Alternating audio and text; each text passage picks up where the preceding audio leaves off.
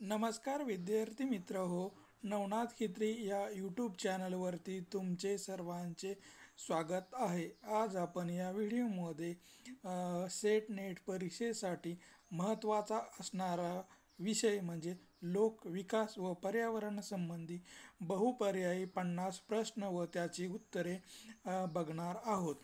मित्र हो, चॅनलवरती नवीन असाल तर आपल्या नवनाथ खित्री या यूट्यूब चॅनलला सबस्क्राईब करा, लाईक करा आणि कमेंट करायला विसरू नका. तर चला व्हिडिओला सुरुवात करू. तर पहा, पहिला प्रश्न. एन्व्हायरमेंट हा शब्द इन्व्हार या शब्दापासून तयार झाला आहे. तो डॅश डॅश भाषेतील शब्द आहे.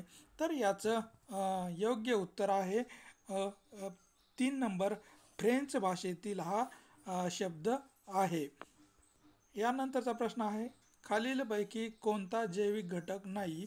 तर याचं योग्य उत्तर आहे 4, हवा हा हे जैविक घटक आपल्याला नाही आहे. त्यानंतरचा प्रश्न आहे, खालीलपैकी कोणता अजैविक घटक नाही आहे?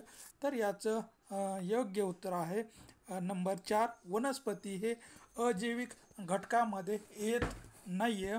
यानंतरचा प्रश्न आहे, पर्यावरण विषयक पहिली परिषद 1972 मध्ये डॅश डॅश या ठिकाणी झाली. तर याचं योग्य उत्तर आहे नंबर 4, स्टॉकहोम या ठिकाणी पहिली पर्यावरण विषयक परिषद झालेली आपल्याला दिसून येते. यानंतरचा प्रश्न आहे, हरितगृह वायूचे प्रमाण कमी करण्यासाठी 1997 मध्ये क्योटो प्रोटोकॉल टिंबटिंब देशात करण्यात आला. तर याचं योग्य उत्तर आहे नंबर 2, जपान या शहरामध्ये भरलेल्या परिषदेमध्ये हरितगृह वायूचे प्रमाण कमी करण्यासाठी क्योटो प्रोटोकॉल तयार करण्यात आलेला दिसून येतो. यानंतरचा प्रश्न आहे, डेन्मार्कमध्ये झालेली कोपहेगन परिषद कशासाठी संबंधित होती? तर याचं योग्य उत्तर आहे हरितगृह परिणाम कमी करण्यासाठी कोपेनहेगन या ठिकाणी परिषद घेण्यात आली होती. यानंतरचा प्रश्न आहे, कोपेनहेगन परिषद कधी झाली? तर याचं योग्य उत्तर आहे 7 ते 18 डिसेंबर 2009 मध्ये ही परिषद झालेली दिसून येते. यानंतरचा प्रश्न आहे, डाऊन टू अर्थ हे डॅश डॅश विषयाचे मासिक आहे. तर याचं योग्य उत्तर आहे 2, पर्यावरणासंबंधी हे मासिक आपल्याला दिसून येतं. यानंतरचा प्रश्न आहे, बॉम्बे नॅचरल हिस्ट्री सोसायटीची स्थापना डॅश डॅशमध्ये मुंबई येथे झाली. तर याचं योग्य उत्तर आहे 1883 मध्ये बॉम्बे नॅचरल हिस्ट्री सोसायटीची मुंबई येथे स्थापना करण्यात आलेली दिसून येते. यानंतरचा प्रश्न आहे, doctor Salim Ali dash dash पर्यावरण विषयक संस्थेशी निगडीत होते.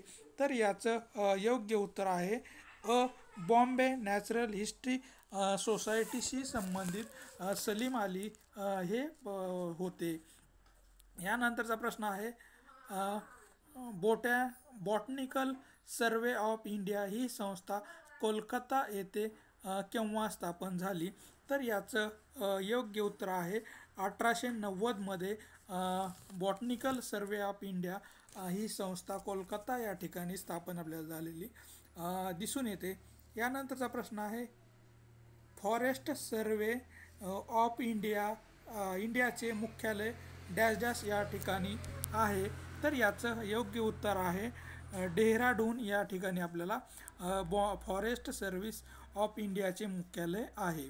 यानंतरचा प्रश्न आहे, आशिया खंडातील पहिले मगर प्रजनन व संशोधन केंद्र 1976 साली डॅश डॅश या येथे सुरू झाले. तर याचं योग्य उत्तर आहे मद्रास, चेन्नई या ठिकाणी मगर प्रजनन व संशोधन केंद्र केंद्र 1976 मध्ये स्थापन करण्यात आले. यानंतरचा प्रश्न आहे डॅश डॅश भारतीय उद्योगपती निसर्ग व वन्यजीव संवर्धन चळवळीतील योगदानाबद्दल पद्मभूषण पुरस्कार देऊन गौरवण्यात आले होते. तर याचं योग्य उत्तर आहे एस.बी. गोदरेज यांना निसर्ग व पर्यावरण संवर्धनासाठी पद्मश्री पुरस्कार देण्यात आला होता. यानंतरचा प्रश्न आहे विविधतेची नोंद घेऊन देवरायांच्या वनाचे संवर्धन करण्याचे कार्य डॅश डॅश पर्यावरण तज्ज्ञ करतात. तर याचं योग्य उत्तर आहे माधवराव गाडगीळ हे करतात. यानंतरचा प्रश्न आहे ताजमहालचे संरक्षण पर्यावरण विषयाचा सक्तीचे शालेय शिक्षणामध्ये समावेश असे कायदे करण्यासाठी डॅश डॅश या कायदेतज्ञाने जनहित याचिका कोर्टात दाखल केली होती.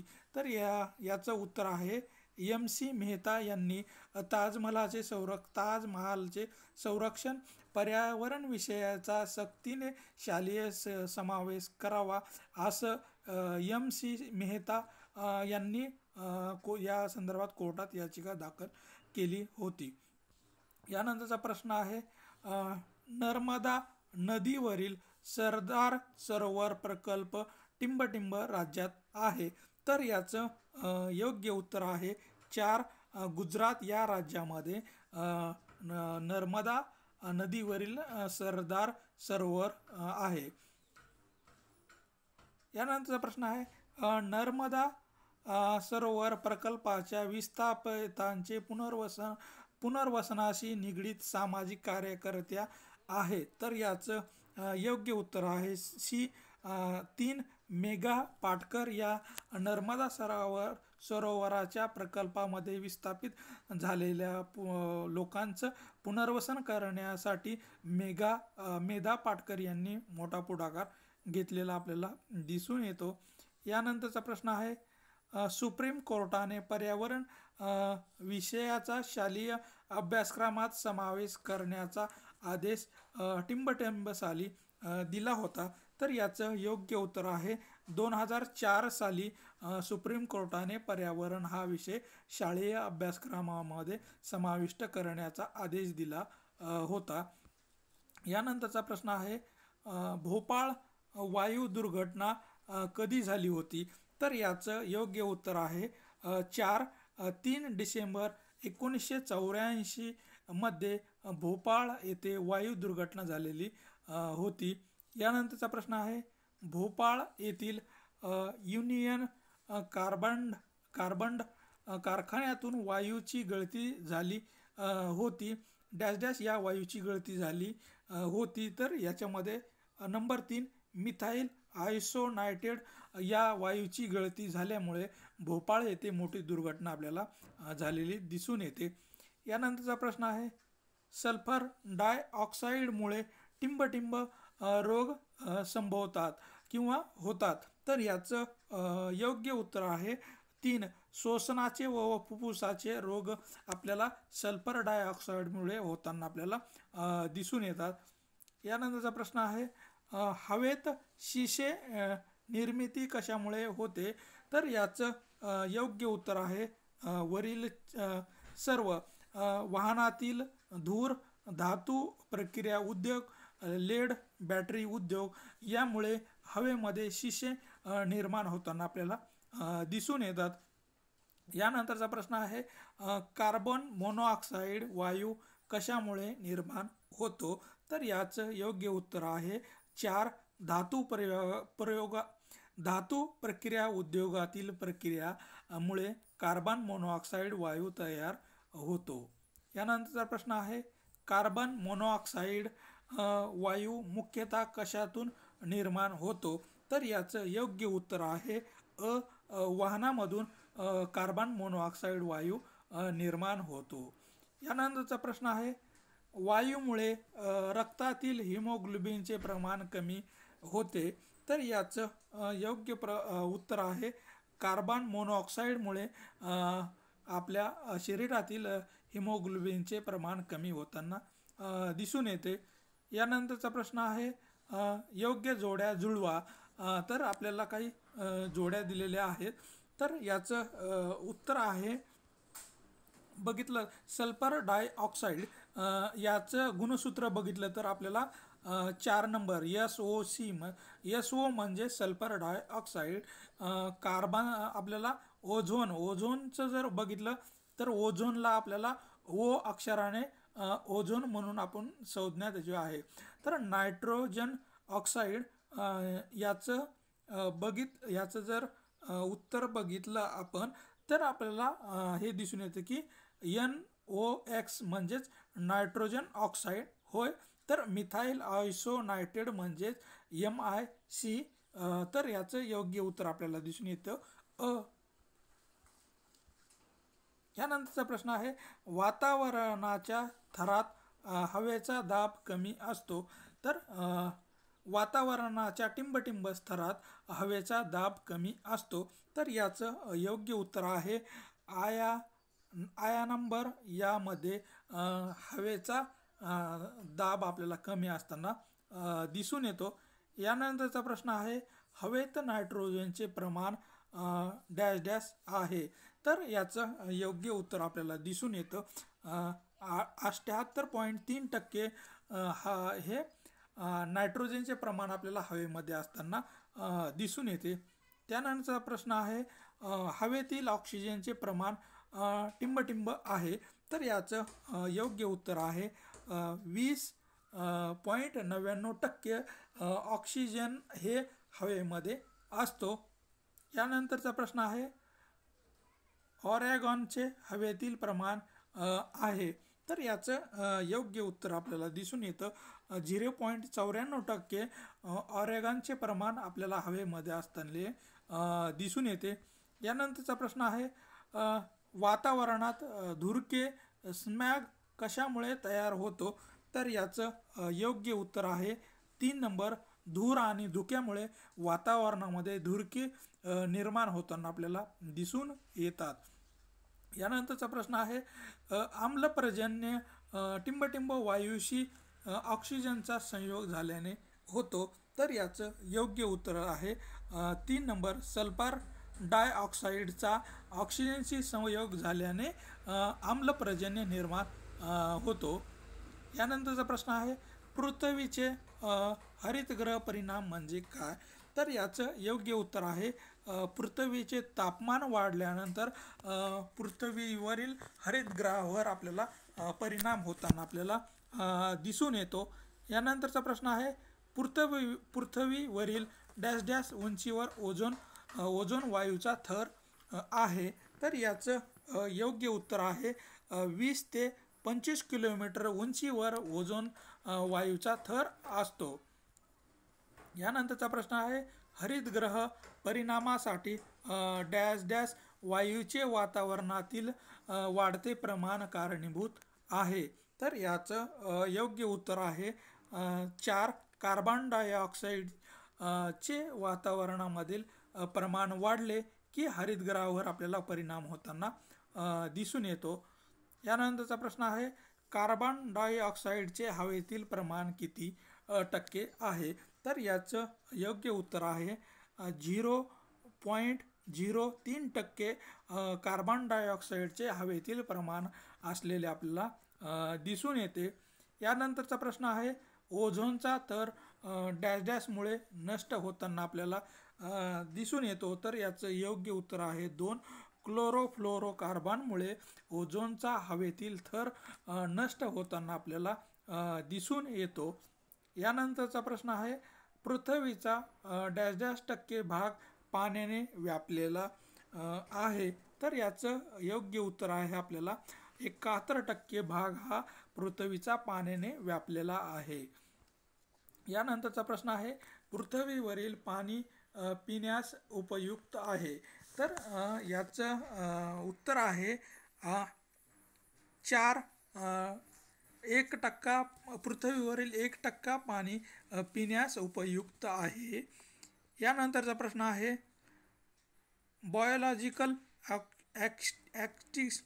Oxygen demand biological oxygen demand चाचणी प्रदूषणाचे मापन करण्यासाठी वापरली जाते. तर जल प्रदूषणाची चाचणी करण्यासाठी बायोलॉजिकल ऑक्सिजन डिमांड वापरला जातो. यानंतरचा प्रश्न आहे जल प्रदूषणाचे मापन करण्याशी निगडीत टिंबटिंब चाचणी कोणती? तर जलप्रदूषणाचं मापन करण्यासाठी कोणती चाचणी वापरली जाते? तर याचं योग्य उत्तर आहे 3 ओडी ही चाचणी वापरल्या जाते.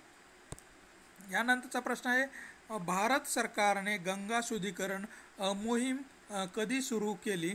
तर याचं योग्य उत्तर आहे 1985 मध्ये भारत सरकारने गंगा शुद्धीकरण मोहीम अस्तित्वात आलेली आपल्याला दिसून येते.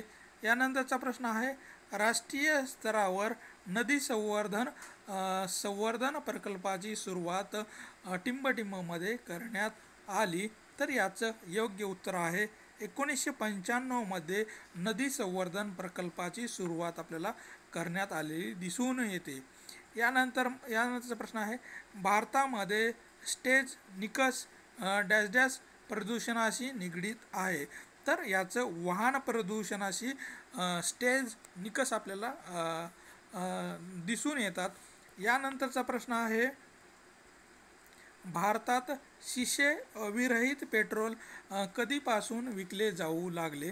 तर याचं योग्य उत्तर आहे 1 फेब्रुवारी 2002 मध्ये भारत सरकारने शिशे विरहित पेट्रोल विकायला सुरुवात केली आपल्याला दिसून येते. यानंतरचा प्रश्न आहे पर्यावरण सुसंगत वस्तूंना विको मार्क देण्याची योजना कधी सुरू करण्यात आली? तर याचं योग्य उत्तर आहे 1991 पासून भारतामध्ये पर्यावरण सुसंगत वस्तूंना विको मार्क देण्याची योजना सुरू करण्यात आलेली आपल्याला दिसून येते. यानंतरचा प्रश्न आहे इको मार्कचा लोगो डॅश डॅश आहे? तर याचा उत्तर आहे मातीचे भांडे हा इको मार्कचा लोगो आपल्याला असलेला दिसून येतो. यानंतरचा प्रश्न आहे केंद्रीय प्रदूषण नियंत्रण मंडळाची स्थापना कधी झाली? तर याचं योग्य उत्तर आहे 1974 मध्ये केंद्रीय प्रदूषण नियंत्रक मंडळाची स्थापना करण्यात आलेली दिसून येते. यानंतरचा प्रश्न आहे ओझोनचा ऱ्हास होण्याचे कारण कोणतं आहे? तर याचं उत्तर आहे वरील सर्व, म्हणजेच एअर कंडिशनिंग, रेफ्रिजरेटर, मेथिन, क्लोरोफ्लोरो आणि हेलॉन्स रसायनामुळे ओझोनचा ऱ्हास होताना आपल्याला दिसून येतो.